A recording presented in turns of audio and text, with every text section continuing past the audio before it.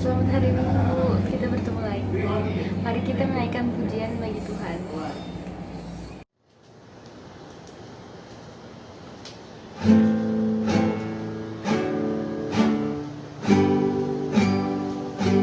Terima kasih Tuhan untuk kasih setiamu yang ku alami dalam hidupku.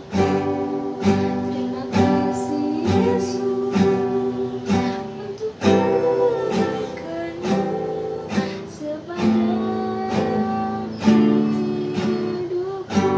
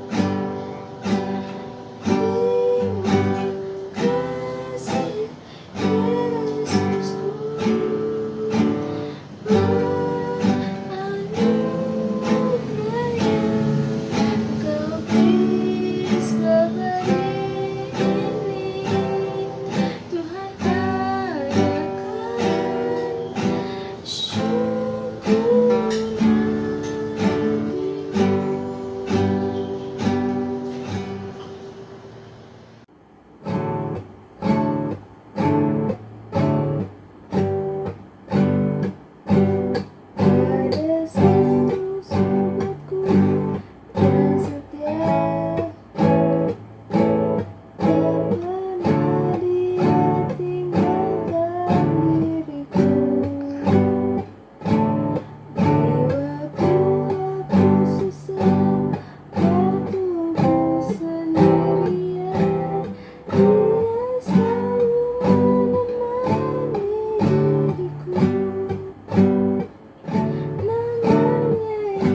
selalu menemani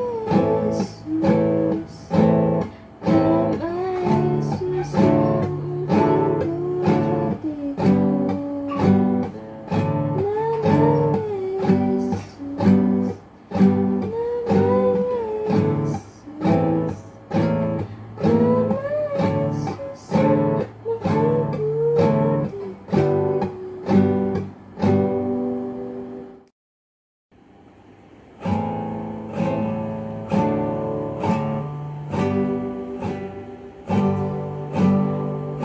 Banyak perkara yang tak dapat ku mengerti. Mengapakah harus terjadi di dalam kehidupan ini? Satu perkara yang ku simpan dalam hati, tiada satu pun kan terjadi tanpa Allah peduli. Allah mengerti, Allah peduli segala persoalan yang kita hadapi. Tak akan pernah dibiarkannya ku bergumul sendiri, sebab Allah mengerti.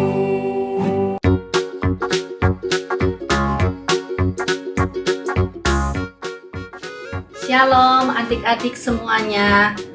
Bagaimana kabar kalian semua? Wow, tidak terasa sudah hampir 1 tahun ya kita tidak bertemu muka. Sejak pandemi COVID-19 bulan Maret yang lalu. Sekarang tiba-tiba sudah bulan Januari tahun 2021. Tetap sehat dan semangat ya adik-adik. Baiklah, mari kita berdoa dulu sebelum kita mendengar firman Tuhan. Bapa dalam surga, terima kasih oleh anugerah-Mu, kami semua boleh tetap sehat pada hari ini. Kami bisa beraktivitas dengan baik dan teristimewa. Kami boleh mendengarkan kebenaran firman-Mu. Terima kasih Tuhan, kami siap mendengar suara-Mu. Biar Roh Kudus mengertikan kepada kami semua, dan kami mau taat melakukan firman-Mu dalam kehidupan kami. Terima kasih Tuhan, hanya di dalam nama Tuhan Yesus Kristus kami memohonkan doa kami ini. Amin. Puji nama Tuhan. Seperti kakak sebut tadi dalam doa, bahwa kesehatan adalah anugerah Tuhan yang amat besar dalam hidup kita. Kakak yakin kalau semua orang ditanya, pilih kaya atau sehat? Gak boleh pilih dua-duanya ya, harus pilih salah satu. Maka pasti orang semua pilih yang sehat di atas apapun, termasuk harta yang melimpah. Kenapa? Ya karena buat apa kita kaya tetapi sakit, apalagi sakit yang membawa kepada kematian. Mungkin adik-adik ada yang bilang, ya senang sehat kak, tapi situasi sekarang ini kan kita nggak bisa melakukan aktivitas kita dengan bebas seperti dulu. Di rumah terus ya bosen kak, nggak bisa kemana-mana kayak dulu. Pingin jalan-jalan, bermain dengan teman, nongkrong bareng-bareng dan ngobrol, bercanda. Ya adik-adik, kakak mengerti. Karena kita semua saat ini menghadapi situasi dan kondisi yang sama. Tetapi kita harus tetap bersyukur karena kita diberi kesehatan yang baik oleh Tuhan. Bisa beraktivitas meskipun saat ini ruang gerak kita dibatasi. Ya, tak terasa hampir 11 bulan ya pandemi COVID-19 ini terjadi. Berapa banyak orang sudah tidak nyaman dan stres dengan kondisi ini. Tetapi bayangkan kalau kondisi ini berlangsung bertahun-tahun, bahkan berpuluh tahun. Tidak terbayangkan bukan? Ya, inilah yang dialami oleh seorang bapak yang lumpuh kedua kakinya.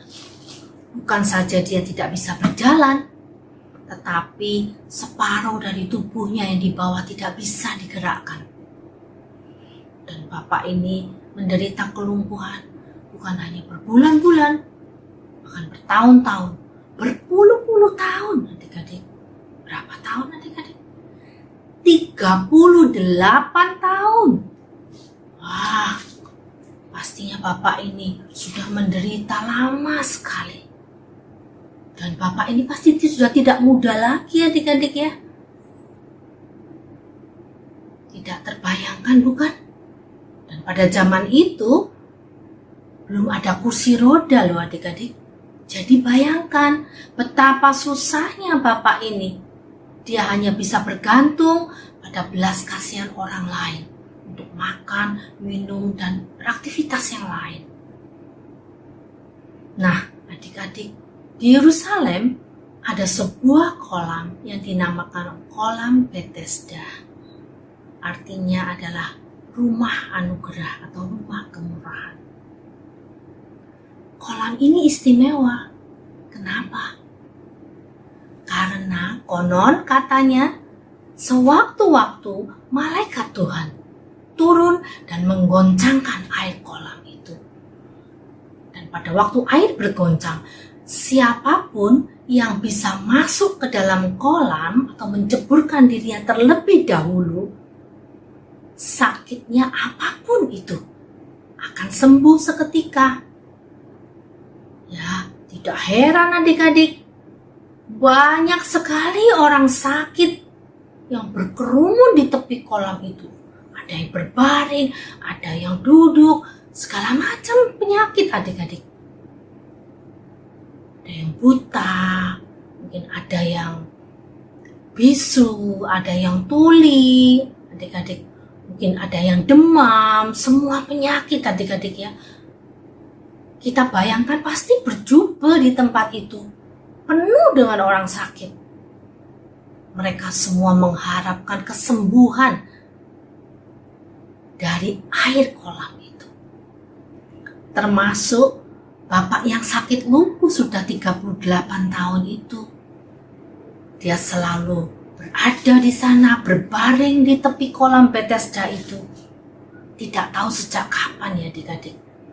Matanya tidak pernah lepas memandang ke air kolam, berharap air itu akan bergoncang. Tetapi harapannya untuk sembuh lewat goncangan air itu sepertinya sia-sia. Karena sampai sekarang pun dia belum sembuh.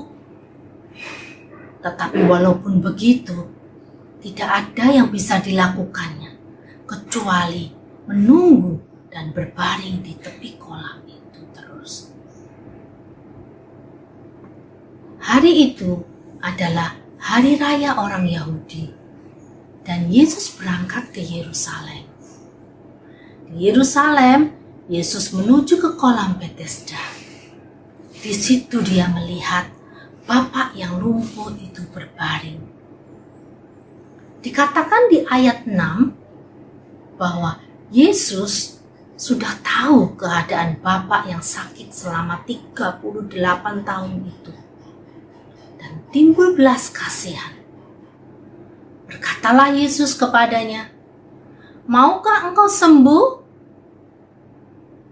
Bapak yang sakit lumpuh itu bukannya menjawab pertanyaan Yesus, tetapi dia malah menceritakan keluhannya. "Tuhan, tidak ada orang yang menurunkan aku ke dalam kolam itu apabila airnya mulai goncang.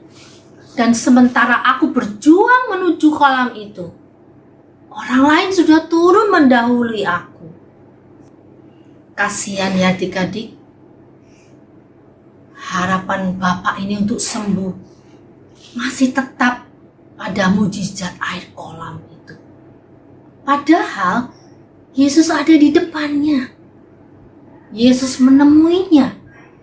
Dan Yesus menawarkan kesembuhan atas penyakitnya. Bapak ini tidak kenal Yesus, walaupun Yesus sudah bersama dengan dia. Tapi dengan kasih, Yesus berkata, "Bangunlah, angkatlah tilammu, dan berjalanlah." Yesusku luar biasa, Yesusku luar biasa, Yesusku luar biasa, Yesusku luar biasa. Amin, haleluya, amin, haleluya. Amin, amin, amin. Yesus kita sungguh luar biasa adik-adik ya. Pada saat itu juga kuatlah kedua kaki bapak tersebut dan dia sembuh. Kaki yang sudah 38 tahun itu tidak bisa digerakkan dan lemah, tiba-tiba menjadi kuat dan sehat. Tidak perlu fisioterapi segala loh adik-adik. Dia langsung bisa berdiri tegak, mengangkat tilamnya dan berjalan. Pastinya bapak ini excited sekali ya adik-adik ya. Dia coba lari-lari, lompat-lompat. Aku sembuh, aku sembuh. Ajaib, aku sembuh. Oh, barangkali aku sedang bermimpi. Sakit. Tidak, aku tidak sedang bermimpi, aku sembuh.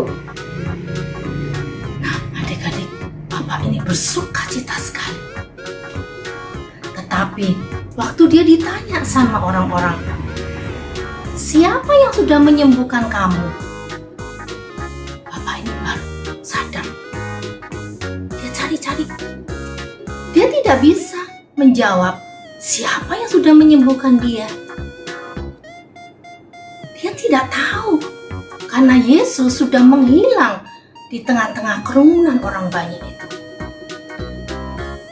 Baru kemudian setelah itu, saat dia pergi ke bait Allah, dia bertemu dengan Yesus di sana. Dan ketika Yesus berkata kepadanya, "Engkau telah sembuh, jangan berbuat dosa lagi, supaya padamu jangan terjadi yang lebih buruk." Sadarlah bapak itu, "Oh, orang ini yang sudah menyembuhkan aku, dan dia adalah Yesus." Puji Tuhan, saat bapak ini belum mengenal Yesus, Yesus bahkan sudah mengenal dia terlebih dahulu. Dikatakan di ayat 6, Yesus tahu dan dia sudah mengasihi bapak ini, bahkan menemuinya secara pribadi dan menyembuhkannya. Dia sungguh penolong yang baik. Demikian juga dengan kita. Yesus sangat mengasihi kita. Dia tahu kebutuhan kita.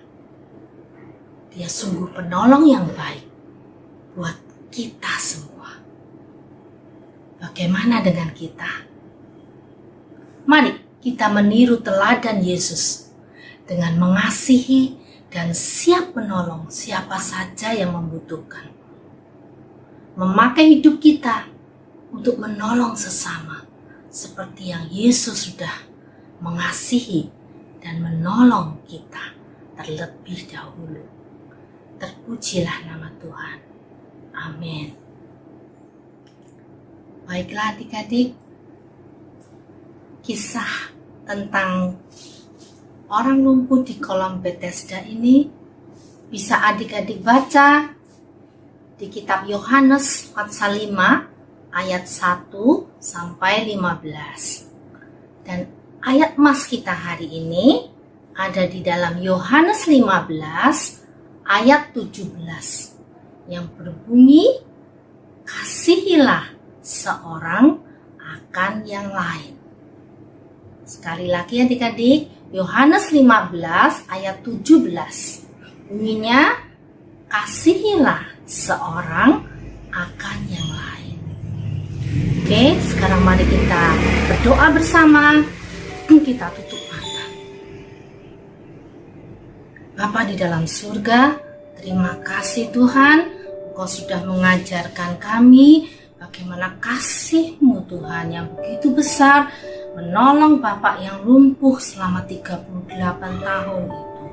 Tuhan, kami mau meniru teladan-Mu Yesus supaya kami boleh mengasihi dan menolong sesama kami, setiap orang yang membutuhkan di sekitar kami. Terima kasih Tuhan, biar kami belajar Tuhan untuk menjadi anak-Mu yang taat dan berkenan di hadapan-Mu. Roh Kudus akan menolong kami untuk melakukan firman-Mu dalam kehidupan kami. Terima kasih Bapa, hanya di dalam nama-Mu Tuhan Yesus Kristus kami sudah berdoa dan mengucap syukur. Haleluya. Amin. Oke adik-adik, sampai jumpa